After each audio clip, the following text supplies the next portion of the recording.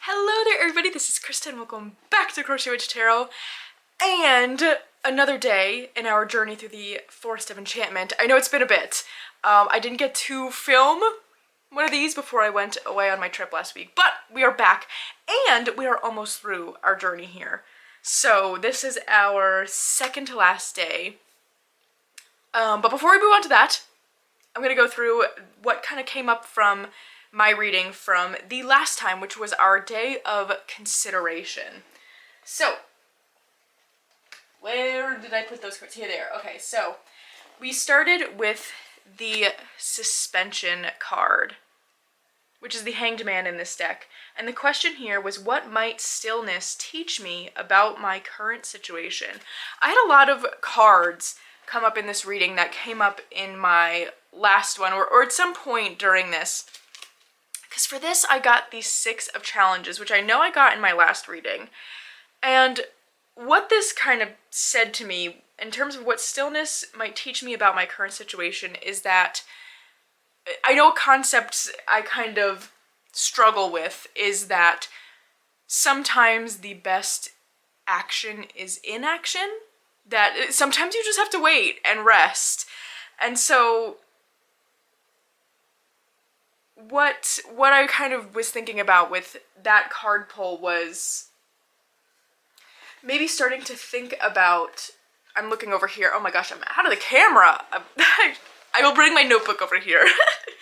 Starting to think about resting as an action, because I am so programmed in my brain to see resting as a negative, which is something I've really been working on, as I've realized how much rest I really need throughout my day. So that's what that card kind of was saying to me there, was starting to see rest as an action, as this kind of self-care step.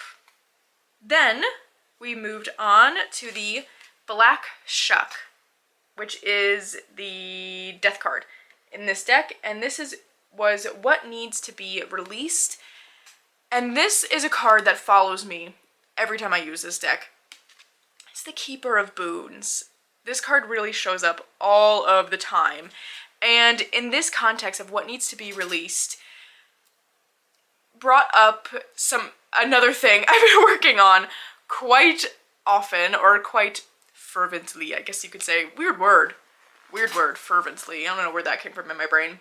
Anyway, was that working on releasing my urge to make sure everyone around me is taken care of. This real kind of people-pleasing kind of thing.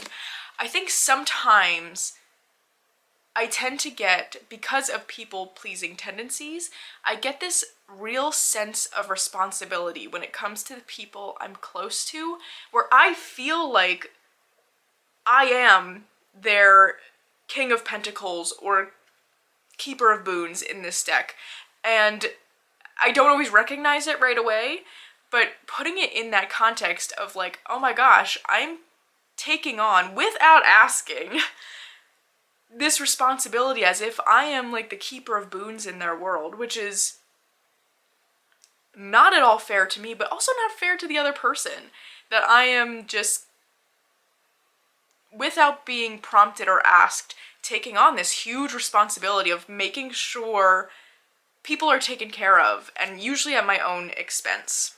So that is what needs to be released for sure. Last but not least, we had the Forge, which was, how can I more consciously balance external and internal priorities? For this one, I got the 7 of Challenges, which you can see in this card. We've got these foxes very clearly stealing from this home. And what this brought up for me, especially in context of the rest of this reading, with taking more time for rest and recovery, time to myself, not feeling like I need to take care of everyone around me all of the time, that I'm learning that I'm not responsible for everyone else's needs.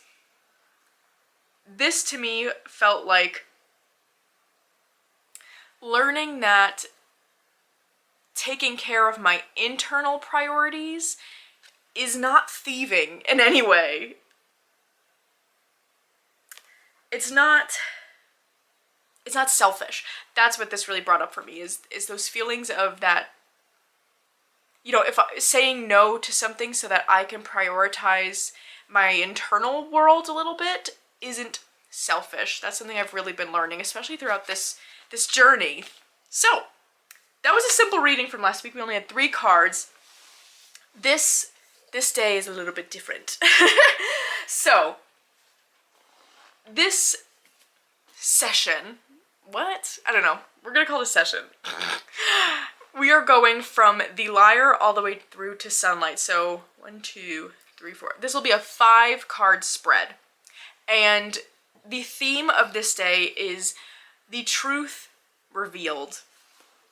So starting with the Liar, we have, what lies have I attached to my sense of self? Then, the Folly. What might I be led... Ooh, I didn't write that sentence right.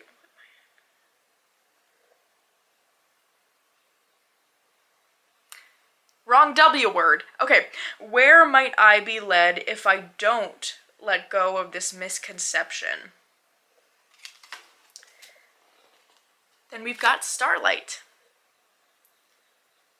How can I provide myself with some peace amidst difficult healing?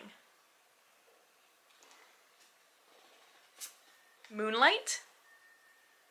We have, what about myself is waiting to be revealed? And finally, Sunlight. What have I learned about my own authenticity through this journey? As always, I will have all these questions written down below, so don't feel like you need to, you know, listen super close when I'm reading this or write them down or something. I will have them all below, as usual. I'm really excited for this day. I think this is going to bring up some really interesting things. I hope you're all excited too. After this, we've got one more day to just kind of wrap it all up. I really hope you've all been enjoying this journey. I feel like I say this every video, but I've really been really enjoying seeing all of your responses and hearing how you've been liking it. I know I've been learning a lot through this, and it's been really helpful for me, so I hope it's been helpful for you. But other than that, that's all I have to say. I hope you're all having a lovely Sunday, and I will see you again very soon.